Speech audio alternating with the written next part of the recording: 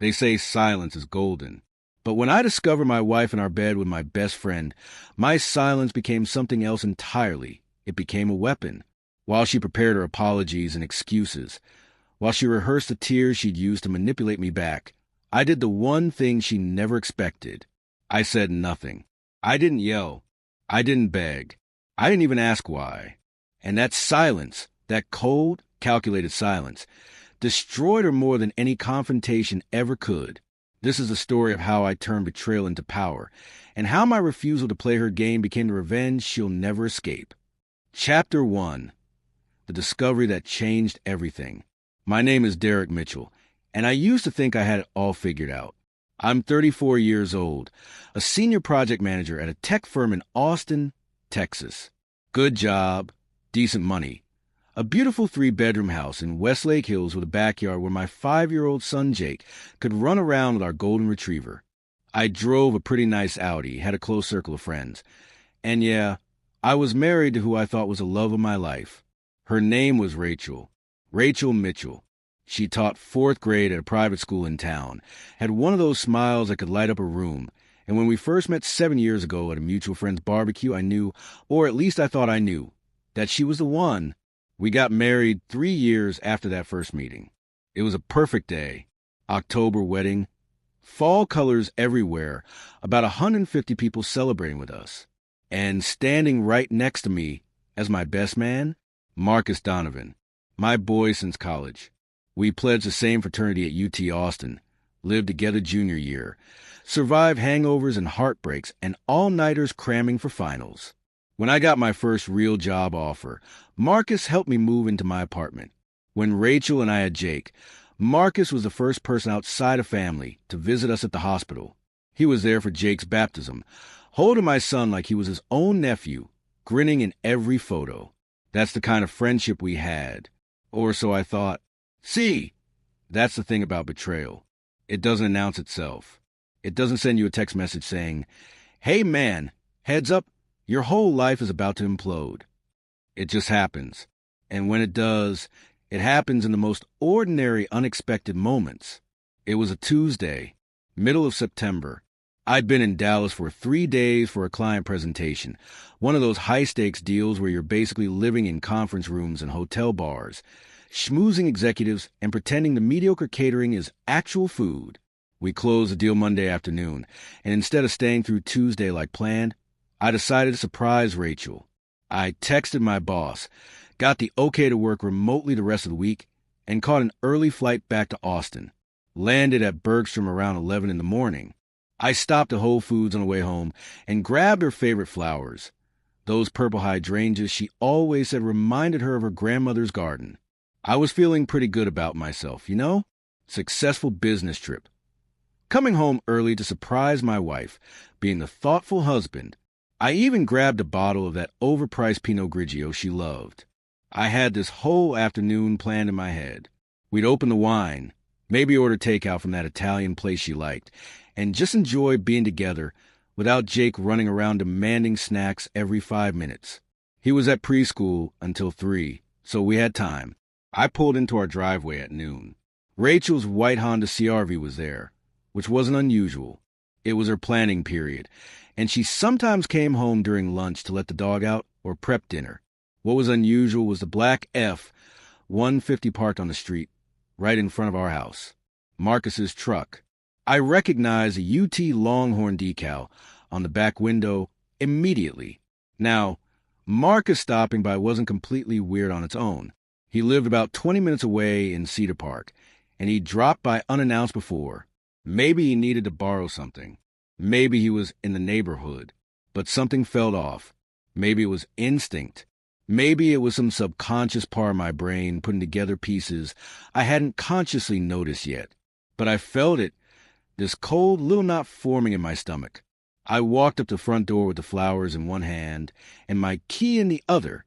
The door was unlocked. I stepped inside, and the house was quiet. Too quiet. Our dog rangered and come bounding up like he usually did. And then I heard it, upstairs. A sound that in the moment didn't fully register, but looking back, it was unmistakable. Laughter. Rachel's laughter. Low and intimate, and definitely not the kind of laugh you share with your husband's best friend in the middle of a Tuesday afternoon. I set the flowers down on the kitchen counter. My hands were suddenly shaking. I walked to the base of the stairs and looked up toward our bedroom. The door was cracked open about 6 inches. And that's when I heard more. I heard her voice, breathless and soft. I heard movement. I heard the unmistakable sounds of two people who were definitely not having a casual conversation. Everything in my body told me to charge up those stairs, to kick that door open, to scream and break things and demand to know what the hell was happening in my own house, in my own bed. My heart was pounding so hard I could hear in my ears. My vision narrowed. I felt this white-hot rage building in my chest, spreading to my arms and legs, making me want to destroy everything in sight. But I didn't move. Not yet, because in that moment, some other part of my brain kicked in. Some survival instinct or strategic thinking, or just pure shock that forced me to stop and think. If I went up there right now, if I exploded and confronted them in the act, what would happen? She'd cry. She'd apologize. She'd make excuses. Marcus would stumble over himself trying to explain. They'd both try to minimize it, manipulate me, maybe even try to turn it around on me somehow. I'd seen it in movies, heard about it from other guys. Cheaters always have an excuse ready. They always have some way to make you feel like you're partially to blame. And the worst part? If I confronted them right then and there, in the heat of the moment, angry and emotional and irrational, I'd look like the bad guy. I'd be the crazy husband who couldn't control himself. Any leverage I might have would disappear in the chaos. So instead of going upstairs, I pulled out my phone. My hands were still shaking, but I managed to open the voice recorder app. I walked as quietly as I could toward the stairs, staying at the bottom, holding my phone up, and I recorded 30 seconds. That's all I needed. Her voice, his voice, unmistakable, undeniable, the kind of evidence that can't be explained away or gaslit or minimized. Then I turned around and walked out my own house, got back in my car, sat in the driveway for probably 5 minutes just staring at the steering wheel, trying to process what I just heard, what I just confirmed. My wife was cheating on me with my best friend, in our bed, in the middle of the day, while our son was at preschool, and I was supposed to be 200 miles away. The flowers were still sitting on the kitchen counter. I'd left them there like some kind of pathetic monument to my own stupidity. I drove to a coffee shop about 10 minutes away, ordered a black coffee I didn't drink, sat in the corner booth and just stared at my phone. Part of me wanted to call her right then. Part of me wanted to text Marcus and tell him exactly what I thought of him. Part of me wanted to drive back home and do what I'd originally wanted to do. Kick down that door and let my rage take over. But I didn't do any of that, because in that coffee shop, sitting there with cold coffee and a broken heart, I made a decision that would define everything that came next. I decided that I wasn't going to give Rachel the satisfaction of seeing me fall apart. I wasn't going to give Marcus the opportunity to weasel his way out with some bull explanation. I wasn't going to be the hysterical, emotional, easily manipulated husband who could be controlled through tears and false promises. I was going to be smart, strategic, cold. I was going to document everything, plan everything. And when I finally made my move, it would be devastating and irreversible. They wanted to play games behind my back? Fine. But they were about to learn that I was 10 times better at playing the long game than either of them could imagine. That day in the coffee shop, with my world crumbling around me, I chose silence over confrontation. I chose strategy over emotion. And that choice, as painful as it was to make, became the foundation of everything that followed. Because sometimes the most powerful thing you can do when someone betrays you isn't to explode. It's to go completely, terrifyingly quiet. And that silence, that's where the real revenge begins. Chapter 2. The silence that spoke volumes. I didn't go home for another 3 hours that day. I sat in that coffee shop until my legs went numb, and the barista started giving me looks like maybe I was some kind of weirdo who had nowhere else to go. When I finally drove back to Westlake Hills, Marcus's truck was gone. Rachel's Honda was still in the driveway. It was almost 3 o'clock, Time to pick up Jake from preschool. I sat in my car for a minute, took a deep breath, and made myself a promise. No matter what happened, no matter how hard it got, I was going to act like everything was completely normal. I was going to be the same Derek I'd always been. Maybe even better. More attentive. More loving. More present. Because the one thing I knew about cheaters, the one thing I'd learned from watching other guys go through this nightmare, was that they expect a reaction. They're prepared for anger. They've got their defenses ready for accusations. But what they're never prepared for is nothing. So I walked into my house, and Rachel was in the kitchen loading the dishwasher. She looked up when I came in, and for just a split second, maybe half a second, I saw something flash across her face. Surprise? Guilt? Fear? But it disappeared so fast, I almost convinced myself I'd imagined it. "Derek," she said, and her voice was all sunshine and innocence. "Oh my God, you're home early. I thought you weren't coming back until tomorrow." I smiled, walked right up to her, kissed her on the forehead like I'd done 1,000 times before. "Yeah, we wrapped up the presentation yesterday, and I figured why stay in a hotel when I could be home with my family, you know?" She hugged me, and I hugged her back, even though every muscle in my body wanted to recoil. Even though the thought of touching her, knowing where she'd been, and what she'd done just hours before, made my stomach turn. But I held her. I played the part. "That's so sweet," she said, pulling back to look at me. "Did you just get in?" "About 20 minutes ago." I lied smoothly. Stopped at the store to grab some stuff. "Hey, I'm going to go pick up Jake. Want me to grab anything on the way back?"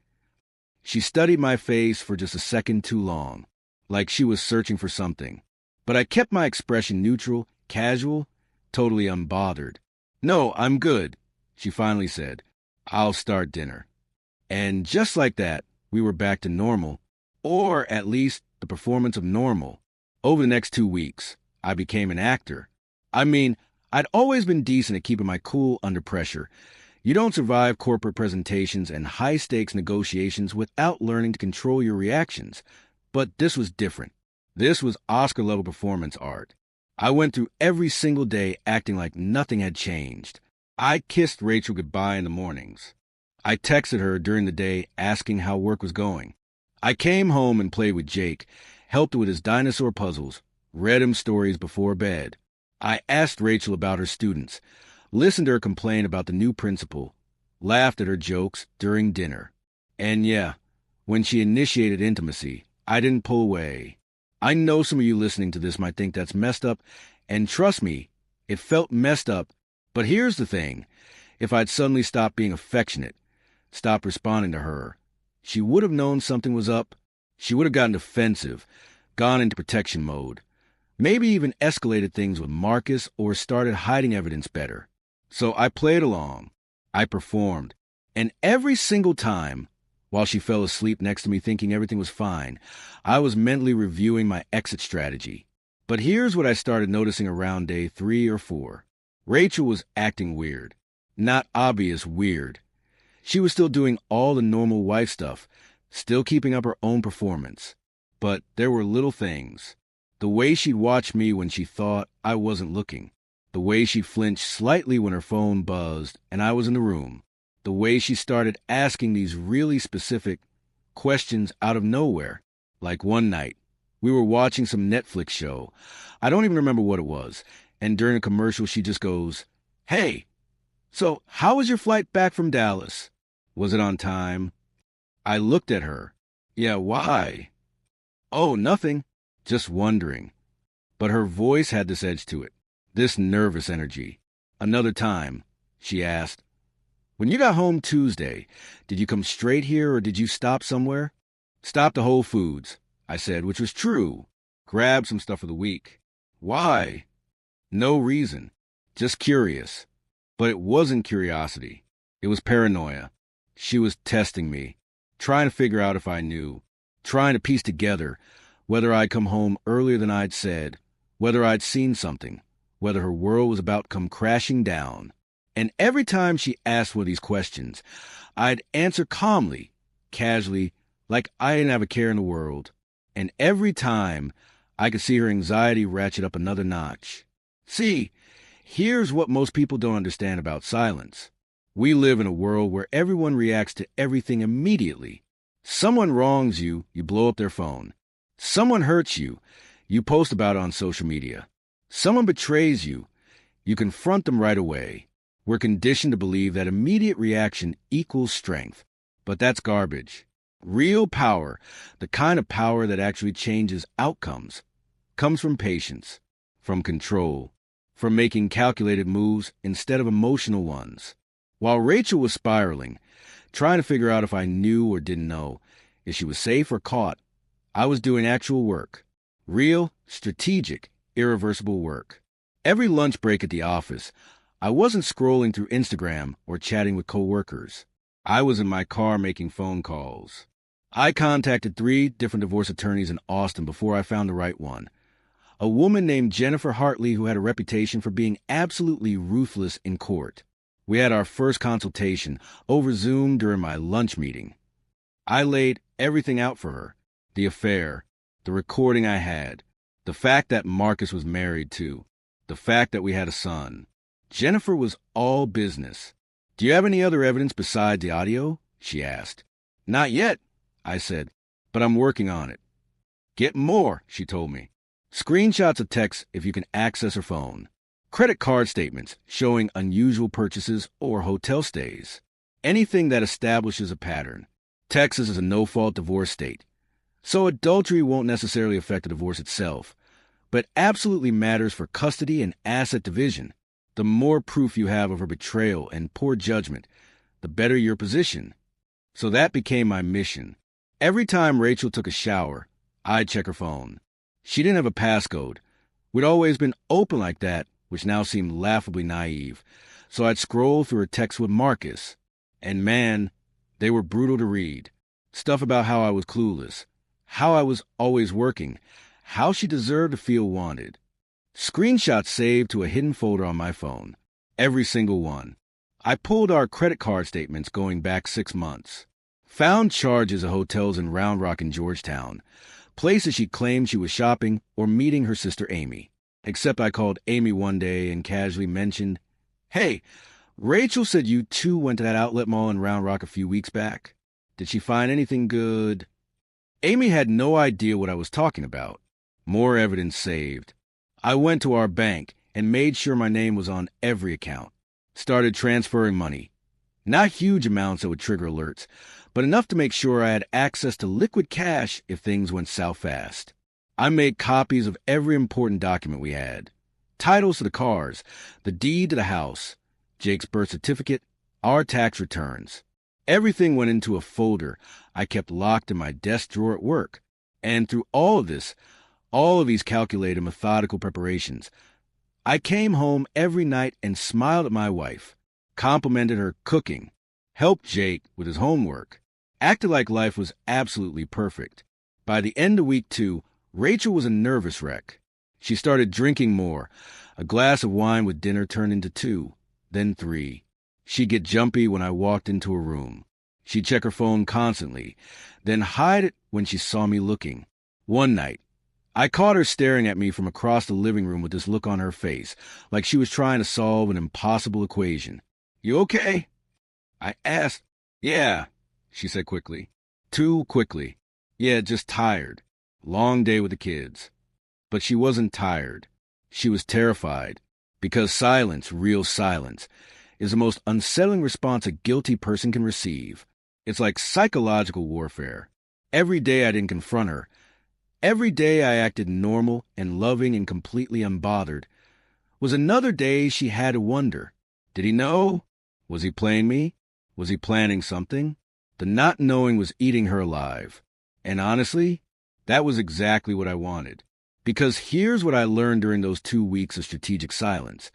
Revenge isn't about the big dramatic moment. It's not about the confrontation or the yelling or the throwing of objects. Real revenge is about taking all the power in a situation and using it so precisely, so carefully, that when you finally make your move, the other person has no defense, no escape, no way to manipulate their way out. Rachel thought my silence meant I was oblivious. What she didn't realize was that my silence was a sound trap being built, piece by piece, around everything she thought was safe. And by the time she figured it out, it would be way too late. Chapter 3. The Trap She Walked Into Willingly. By the end of week 3, I had everything I needed. Jennifer, my attorney, had reviewed all the evidence, the audio recording, the screenshots, the credit card statements, the phone records I'd managed to pull through our shared family plan. She looked at me across her desk in that downtown Austin office building and said, "Derek, this is airtight. We can file whenever you're ready." But I wasn't ready to just file papers and let this play out in some sterile courtroom over the next 6 months. See, Rachel was a master manipulator. I'd watched her operate for 7 years. When she messed up at work, she'd spin the story to make herself the victim. When she got into arguments with her friends, by the time she was done telling her version, she was always the innocent party who'd been wronged. She had this gift, this sick, twisted gift, for rewriting reality to suit whatever narrative benefited her most. And I knew, beyond any shadow of a doubt, that if I just served her divorce papers and let her control the story, she'd find a way to make me the bad guy. I'd become the workaholic husband who ignored her needs, the emotionally distant partner who pushed her into another man's arms. She'd cry to her parents, to our friends, to anyone who would listen, and by the time she was done, half the people in our lives would be feeling sorry for her. I couldn't let that happen, so I came up with a plan, a nuclear option, something so public, so undeniable, that she couldn't spin it no matter how hard she tried. I called it a family dinner. Told Rachel I wanted to get everyone together at Perry's Steakhouse, this upscale place in downtown Austin, where we'd celebrated our engagement years ago. I said I had a major announcement to make, something exciting I wanted to share with the people who mattered most to us. Her face lit up like a kid on Christmas morning. "Oh my God, what is it?" she asked, practically bouncing. "Did you get that promotion? Are we moving?" I smiled mysteriously. "You'll find out Saturday night." I wanted to be a surprise. She bought it completely, started texting her mom and her sister Amy immediately, all excited about what the big announcement could be. I watched her go through the motions, picking out a dress, making hair appointments, acting like we were about to celebrate some major milestone in our perfect little life. It would have been funny if it wasn't so pathetic. I made all the reservations myself, told Rachel I'd handle everything. She just needed to show up and look pretty. I invited her parents, Linda and Robert, who lived in San Antonio, and loved any excuse to drive up to Austin. I invited my own parents, Janet and Tom, who'd retired to a lake house in Marble Falls. I invited Rachel's younger sister, Amy, and her fiancé, Chris. And here's the kicker. I invited Marcus's wife, Sophie. When I called Marcus, I kept my voice totally casual. "Hey, man, Rachel and I are doing this family dinner thing Saturday at Perry's. We got some news to share. You and Sophie should come." There was this pause on the other end of the line. Yeah? What kind of news?" "Can't say yet. Bro wanted to be a surprise. But seriously, you should be there. 7 o'clock. My treat." Another pause. I could practically hear the wheels turning in his head, trying to figure out if this was some kind of setup. But ultimately, his ego and curiosity won out. "Yeah, okay. We'll be there."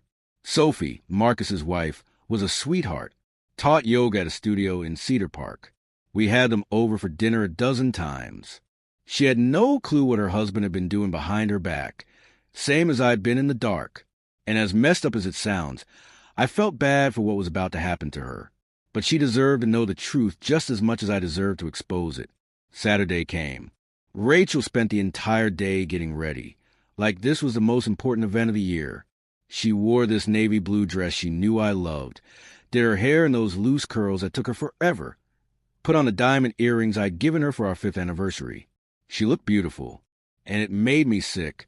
We drove to the restaurant together, Jake staying with my parents' neighbors for the evening. Rachel was chattering the whole way, speculating about what the announcement could be, saying how much she loved that I'd organized this whole thing. I just nodded and smiled and kept my eyes on the road. We got to Perry's right at 7.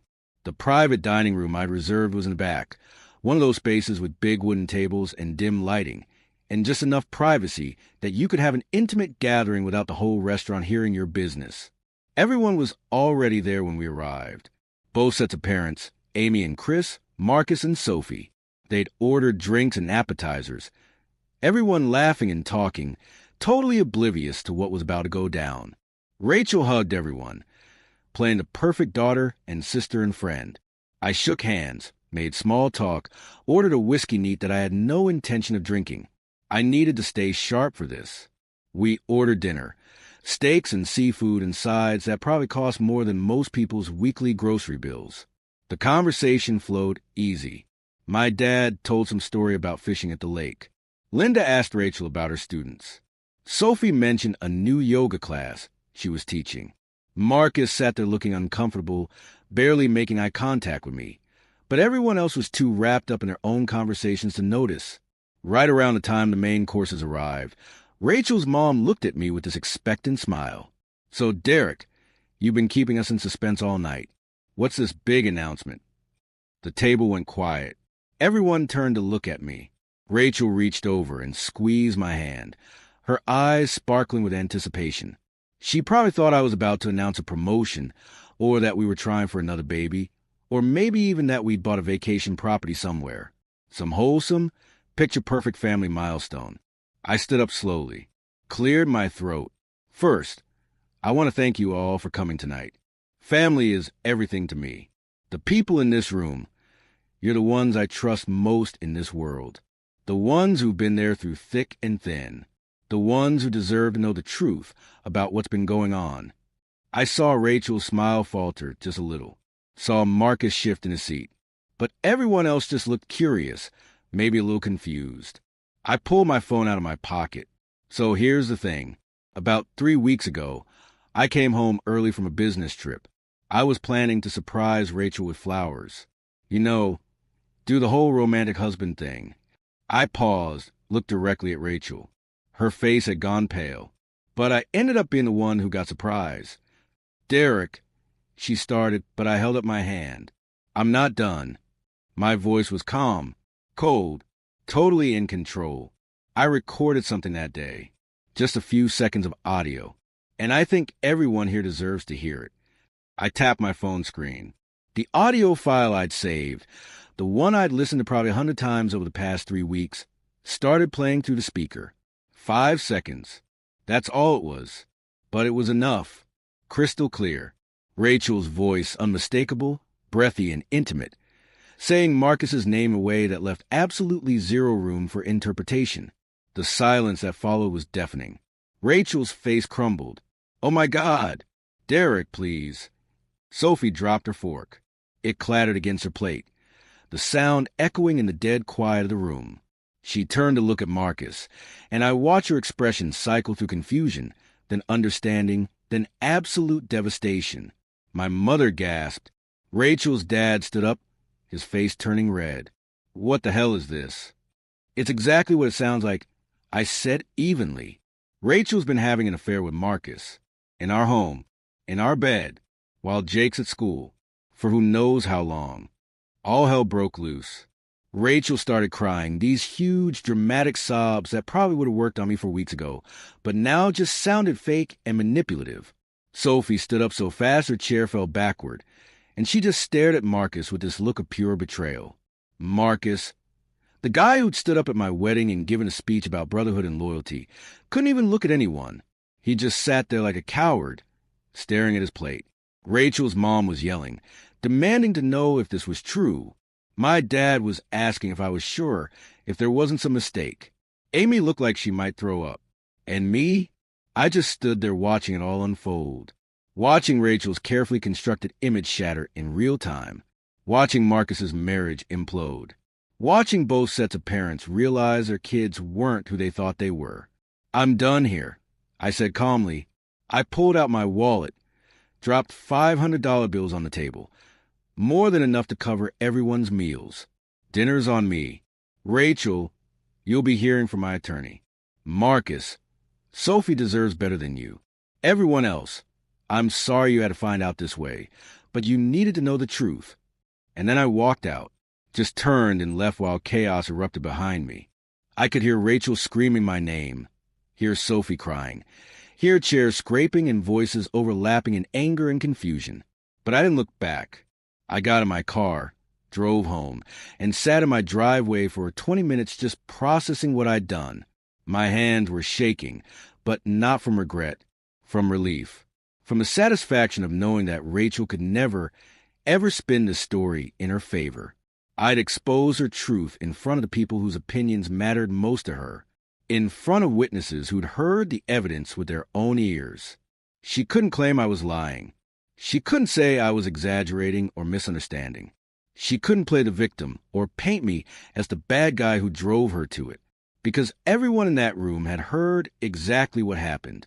And that audio clip, those 5 seconds of undeniable truth, had destroyed any narrative she might have tried to construct.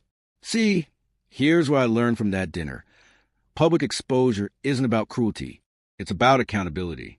When someone betrays you in private, they count on being able to control how that betrayal is revealed and interpreted. They count on having time to craft their story, to get ahead of the narrative, to turn people against you before you can defend yourself. But when you expose them publicly, with evidence that can't be disputed, you take away their greatest weapon, the ability to lie. Rachel wanted to have her cake, and eat it too. She wanted the stability and respectability of being married to me, while getting her thrills with Marcus on the side. She thought she could keep those worlds separate, keep everyone in the dark, maintain her image as a perfect wife and teacher and mother. But the moment I played that audio in front of everyone who mattered, those worlds collided, and there was nowhere left for her to hide. That's the power of truth. That's the power of evidence. And that's the power of refusing to let someone else write the story of your own betrayal. Chapter 4. Watching her world crumble from a distance. I didn't go back home that night. I drove straight to Marriott near the Domain and checked into a room I'd already reserved under my name. Jennifer, my attorney, had advised me to establish a separate residence immediately after the reveal. It would look better in court, show that I was the one who left due to infidelity, and give me space to think without Rachel's manipulation attempts. Smart lady. I texted my mom to let her know where I was, and that I was okay. She called immediately, bless her heart, and spent 20 minutes telling me how proud she was that I'd handled it the way I did, how she'd always thought something was off about Rachel but didn't want to say anything, how she'd support whatever I decided to do next. My dad got on the phone after and just said, "You did good, son. That took guts. We've got your back." That night, lying in a hotel bed that smelled like industrial detergent and other people's problems, I finally let myself feel it. The anger, the hurt, the absolute gutting sensation of knowing that the person you built a life with, the person you trusted with everything, had been lying to your face for God knows how long. I didn't cry, I was past that, but I felt hollowed out, like someone had scooped out my insides and left just a shell of who I used to be. But here's the thing about hitting rock bottom. It clarifies things. When you've got nothing left to lose, when the worst has already happened, you stop operating from a place of fear. You start operating from a place of cold, calculated purpose. And my purpose was simple. Make sure Rachel faced every single consequence of her choices, while I rebuilt my life on my own terms. Monday morning. 48 hours after the dinner, Jennifer's paralegal showed up at Rachel's school during her lunch period and served her with divorce papers. I'd specifically requested it be done at her workplace. Not to be cruel. Okay, maybe a little to be cruel, but mainly because I wanted her to understand that her actions had consequences in every area of her life, not just at home. Her co-workers saw the whole thing. The principal had to get involved. According to a mutual friend who still worked there, Rachel had a complete meltdown in the parking lot, sobbing so hard they almost called an ambulance. The papers were comprehensive. Jennifer had drafted them to request full custody of Jake, citing Rachel's morally compromising behavior and pattern of deception that calls into question her judgment and fitness as a primary caregiver. We requested the house, 70% of our shared assets, and child support. It was aggressive as hell, but Jennifer explained that you always start high in negotiations because you'll inevitably have to compromise down. Ask the moon, she said, and maybe you'll get the stars. That same day, Sophie, Marcus's wife, filed for divorce too. And here's where it got interesting. In Texas. When you file for divorce due to adultery, you can name the person your spouse cheated with as a correspondent. It doesn't happen often, but when it does, it's devastating. Sophie named Rachel as a correspondent in her filing, which meant that not only was Rachel dealing with her own divorce, but she was also being legally identified as a homewrecker in someone else's. That detail hit the local court records, and let me tell you, news travels fast in our social circles. Rachel's parents, Linda and Robert, who'd always been so proud of their perfect daughter with her teaching job and beautiful family, they cut her off. Linda called me that Tuesday, crying, apologizing for not seeing what was happening, asking if there was any way to fix things. I told her honestly that no, there wasn't, but that I appreciated her support. She told me they were done financially supporting Rachel's lifestyle. No more helping with her car payments. No more surprise checks for home improvements. Nothing. They were disgusted by what she'd done, and they wanted me to know they were Team Derek all the way. Our entire friend group found out within 72 hours, not through gossip or rumors, but because I made sure they knew the truth. I sent a carefully worded message to about 15 people, our closest friends, people who deserve to hear from me rather than through the grapevine. I didn't include the audio, but I gave them enough details that they understood exactly what had happened. I said something like, "Hey, I wanted you to hear this from me. Rachel and I are getting divorced. I found out she'd been having an affair with Marcus, and I can no longer trust her or continue the marriage. I'm focusing on Jake and moving forward. Just wanted to be upfront with you." The responses were overwhelming. People I thought might stay neutral or try to play both sides came out hard in my favor. Texts like, "Holy crap, man, I'm so sorry. And that's messed up. We're here for whatever you need. And never liked Marcus anyway. Always seemed shady." 3 couples we'd been close would completely cut Rachel and Marcus out of their lives. Just straight up told them they weren't welcome at gatherings anymore. And Marcus? His life was falling apart too. Sophie kicked him out of their house the night of the dinner, changed the locks while he was still at the restaurant, packed his stuff, and left it on the front lawn. I know this because Sophie actually called me a few days later. She was surprisingly calm, all things considered. "Derek, I just want to say I'm sorry," she said.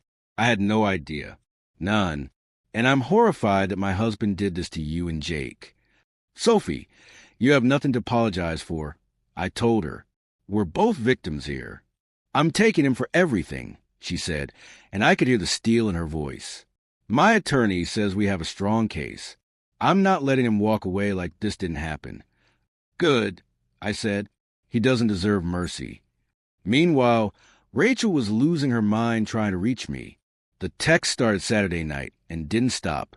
My phone was blowing up so constantly that I had to keep it on silent just to maintain my sanity. At first, the messages were apologetic. "Derek, please, we need to talk. Please, just let me explain.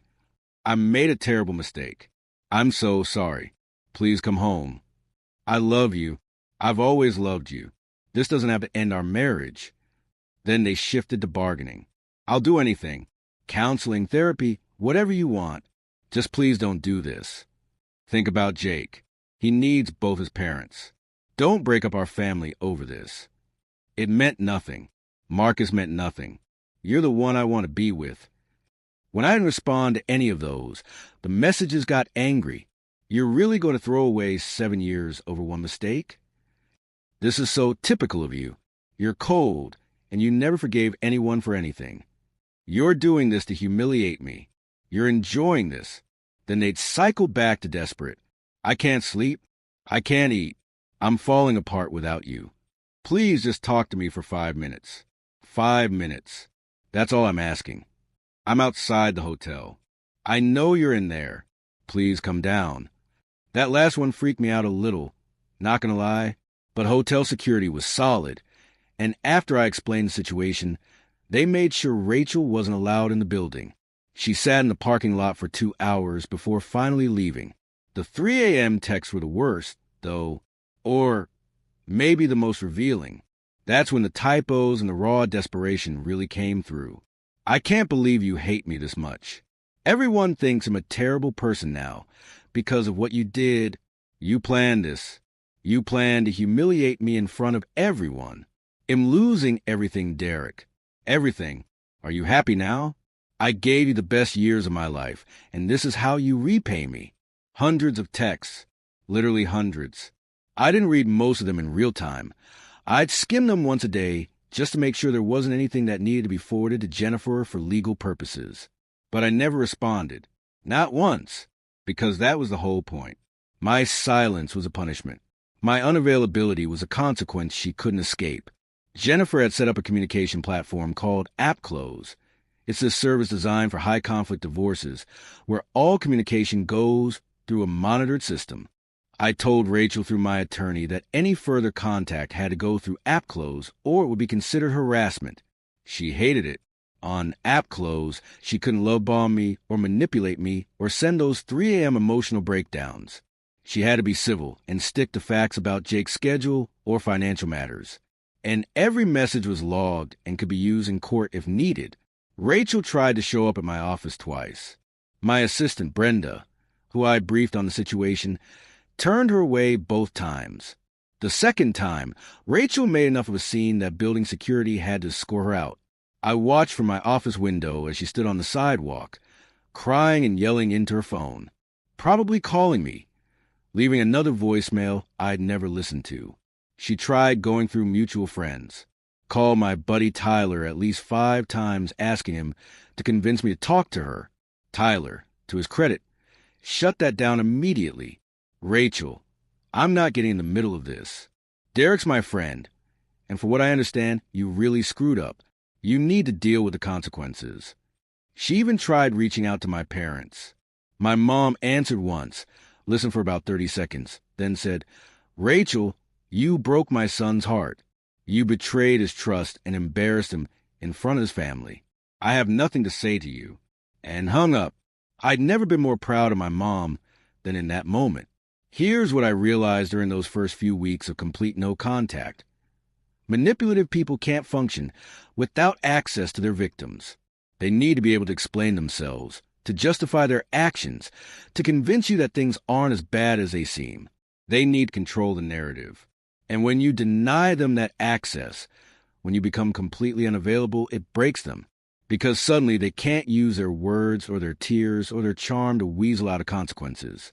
They're just stuck with the reality of what they did and the fallout they can't talk their way out of.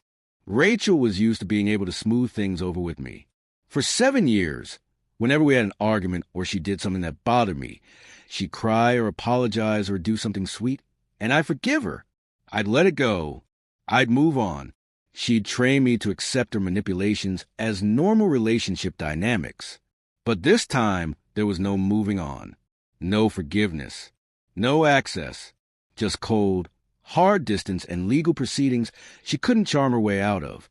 And watching her spiral from that distance, watching her realize that she'd lost all control of the situation, that she destroyed everything with her own choices and couldn't talk her way back into my life, that was more satisfying than any confrontation could have ever been. Because it wasn't about revenge anymore. It was about justice.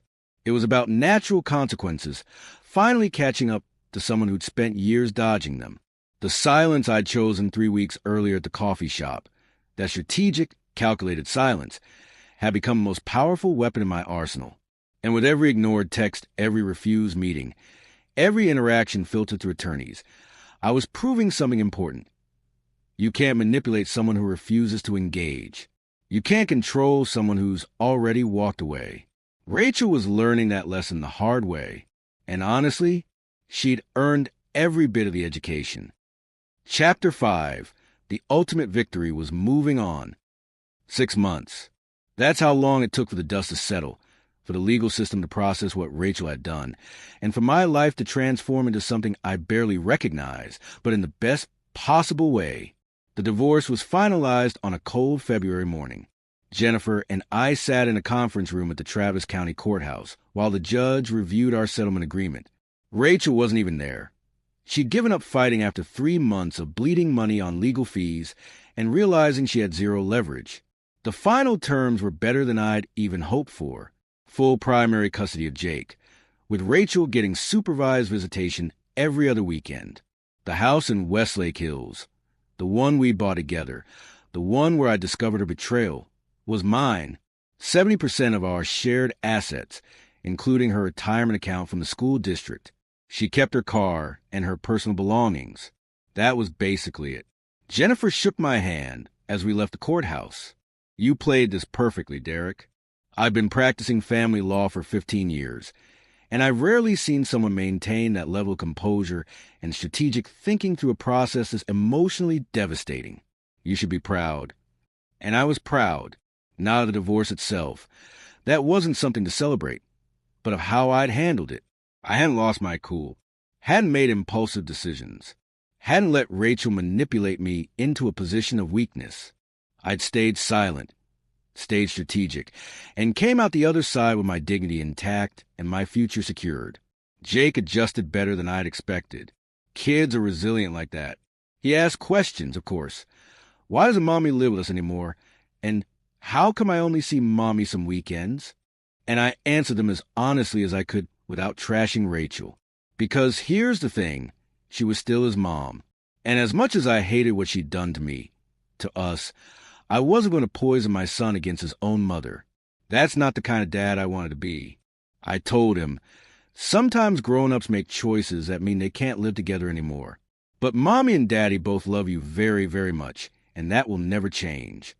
Simple, age-appropriate. True enough without getting into the ugly details. He didn't need to know. We kept the house, Jake and me. I repainted his room. He chose this bright blue color that honestly hurt my eyes a little, but he loved it. So whatever. We got a new dog, a rescue beagle named Cooper, who slept at the foot of Jake's bed every night. I hired a housekeeper to come twice a week because balancing single parenthood and a demanding job wasn't exactly a walk in the park. But we figured it out. We built routines. We became our own little team. Work actually got better too, which surprised me. I'd expected my performance to tank during the divorce, but the opposite happened. Maybe it was because work became my refuge, the one place where I had total control and could measure success in concrete terms. Or maybe it was because I'd learned through the divorce process that I was capable of way more than I'd given myself credit for. Either way, 3 months after the divorce was filed, my boss called me into his office and offered me the senior director position I'd been eyeing for 2 years. 30% raise. My own team. Corner office with a view of downtown Austin. You've been killing it lately, Derek, he said. Whatever you're doing, keep doing it. If he only knew that what I was doing was channeling all my rage and hurt into becoming the best version of myself possible. But hey, whatever works, right? Meanwhile, Rachel's life had gone completely off the rails. I didn't seek out information about her. I didn't need to, but Austin's not that big a city, and word travels. Through mutual friends, through Jake's occasional comments, through the grapevine, I heard bits and pieces. She'd had to move out of our house, obviously, and with her teacher's salary and the debt she'd racked up from legal fees, she ended up in a studio apartment in Riverside, one of the cheaper neighborhoods in Austin. Not terrible, but definitely a downgrade from the life she'd been living. She picked up a second job waitressing at some chain restaurant off I-35. The image of Rachel, who used to turn her nose up at places like that, now serving appetizers to tourists and college kids for tips, that was some poetic justice right there. Her parents still weren't speaking to her. Her sister Amy had reached out a few times, but their relationship was strained at best. Most of our old friend group had completely iced her out. And Marcus? Oh, Marcus. That relationship imploded about 6 weeks after everything went down. See, Marcus had always been a selfish dude. I just hadn't wanted to see it before. But once his divorce got expensive, once Sophie's attorney started coming after his assets hard, once the affair wasn't exciting and forbidden anymore, but just a messy, complicated reality, he ghosted Rachel. Just straight up stopped returning her calls. Blocked her number. Moved on to the next thing.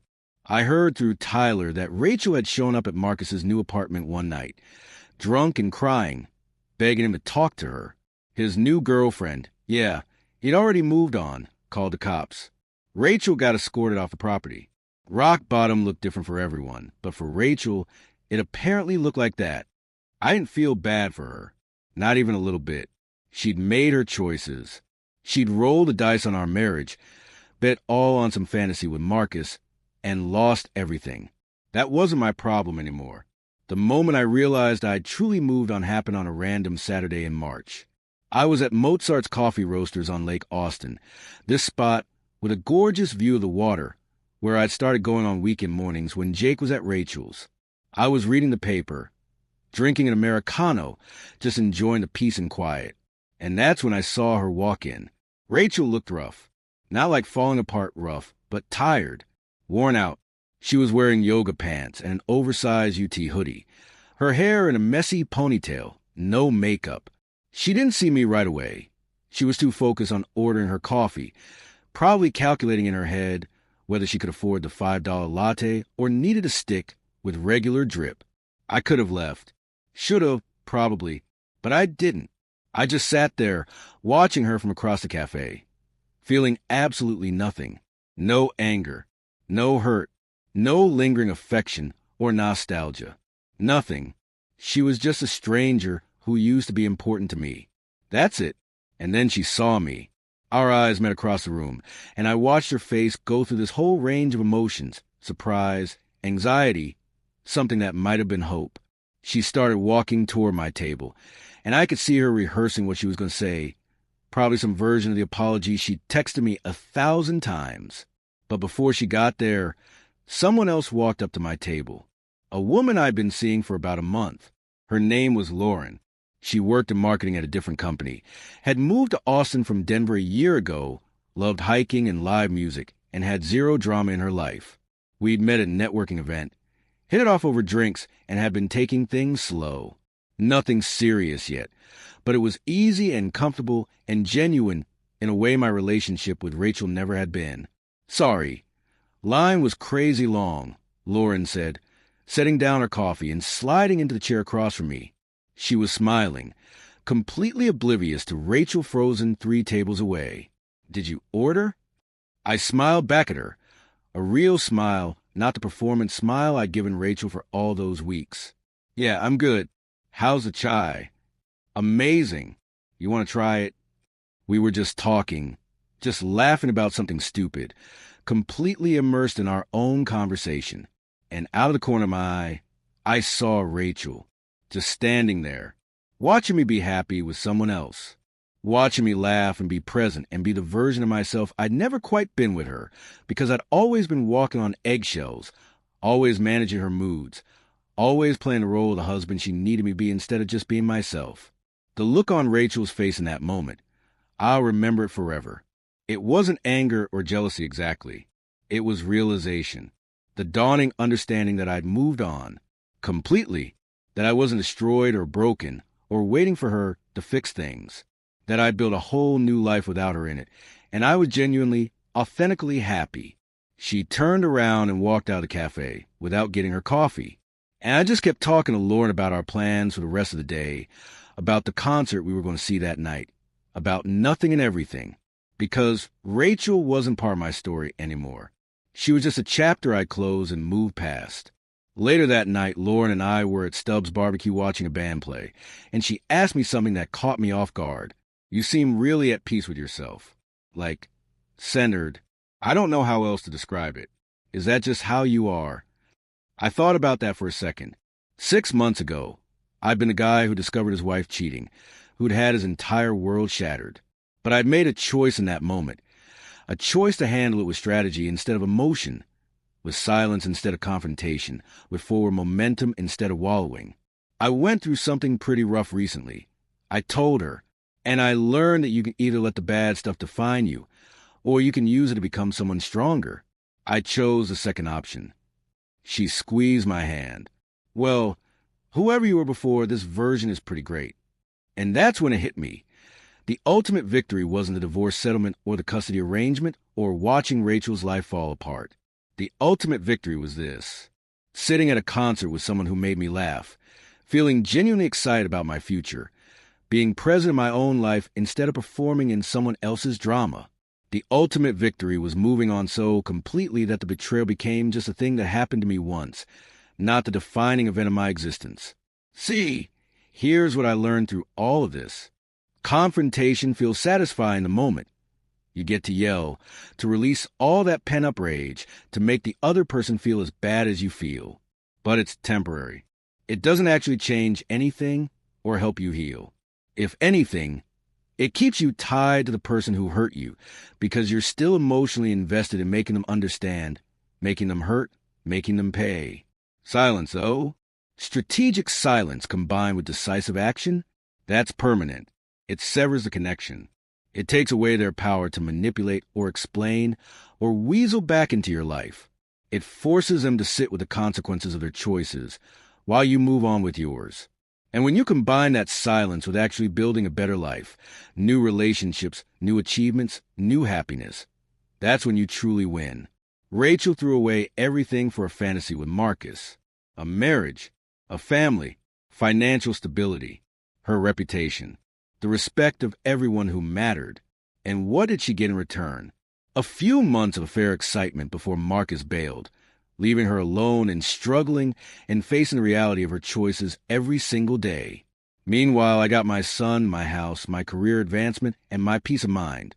I got to rebuild on my own terms, without someone constantly undermining me or lying to me or making me question my own reality. I got to discover that I was stronger, smarter, and more resilient than I'd ever given myself credit for.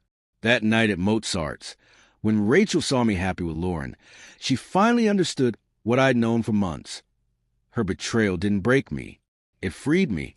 It gave me permission to stop settling for a relationship that was never quite right, stop making excuses for someone who didn't respect me, stop playing a role in someone else's story. So yeah, the silence was always the answer. Not because it hurt Rachel more than confrontation would have, though it absolutely did, but because it gave me the space and clarity to realize that the best revenge isn't getting even. It's not making them suffer or proving they were wrong or winning some imaginary competition. The best revenge is building a life so fulfilling, so authentic, so genuinely happy that the person who betrayed you becomes completely irrelevant to it. They become a footnote in your history instead of the main character in your present.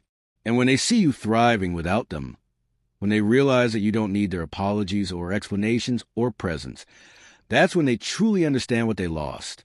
Rachel lost a good man who loved her, who would have done anything for her, who built a life with her. I lost someone who was never really on my team to begin with. Those aren't equivalent losses. Not even close. And 6 months after the worst day of my life, standing in that coffee shop watching my ex-wife realize she'd been replaced by someone who actually deserved me, that wasn't revenge. That was just justice. Natural consequences finally catching up to choices that deserve consequences. So if you're going through something similar right now, if someone's betrayed you, cheated on you, destroyed your trust, I want you to remember this. Your silence is not weakness. It's strategy. Your refusal to engage is not avoidance. It's self-preservation. And your decision to move forward without them is not giving up. It's choosing yourself for the first time in probably way too long. Stay silent. Stay strategic. Document everything. Build your case. Protect your assets. And then, when the time is right, make your move swift and irreversible. Don't give them the chance to manipulate you back into position. Don't give them the satisfaction of your emotional breakdown. And definitely don't give them the opportunity to control the narrative. Take that power back. Use it to build something better. And then move on so completely, so authentically, so thoroughly that when they finally see what they lost, all they can do is watch you thrive from a distance they can never cross again. That's not revenge. That's just you finally putting yourself first. And you deserve that. You've always deserved that. Final words. So here's what I learned from the worst betrayal of my life. Your silence is not weakness. It's strategy. When someone cheats, they expect the drama. They're prepared for your anger, your tears, your desperate need for answers. They've already written the script where they get to explain, to minimize, to somehow make you share the blame for their choices. But when you deny them that script, when you respond to their betrayal with cold, calculated silence followed by swift, irreversible action, you take all the power back. My ex-wife didn't just lose a marriage. She lost her reputation, her financial security, her family's respect, and the narrative she wanted control. And I didn't lose myself in the process. I kept my dignity. I kept my son. I kept my future. Now it's your turn.